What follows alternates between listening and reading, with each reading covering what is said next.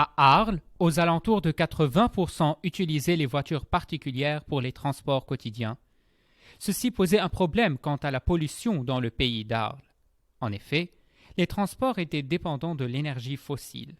Quant à la fréquentation du système de transport public et du vélo, cela était minime. Maintenant, à Arles, plus que la moitié des habitants utilisent le réseau de transport en commun et le vélo. En fait, les politiques publiques ont beaucoup travaillé pour assurer une mobilité verte au pays d'Arles. Par exemple, celui qui utilise le vélo pour arriver à la gare d'Arles paye le ticket de train 30% moins cher uniquement parce qu'il est arrivé à la gare en vélo. C'est la même chose pour les stations de bus. Et ça, c'est une vraie façon d'économiser, mais en même temps, ça permet à la ville d'avoir une atmosphère sans pollution sonore ni pollution de l'air.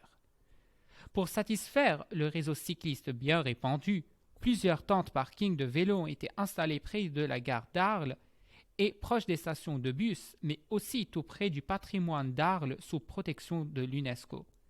Il faut bien noter que la circulation dans ce patrimoine aux routes étroites ne se fait qu'à partir du vélo ou à marche à pied.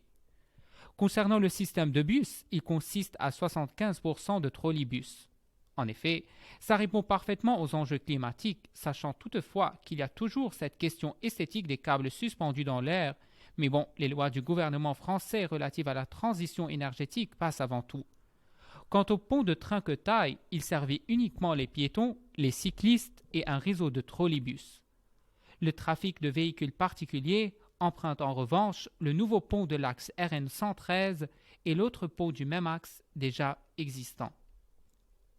Les trois inventions low-tech qui ont été mises en place sont les lignes de trolleybus qui remplacèrent les lignes de bus réguliers à 75%.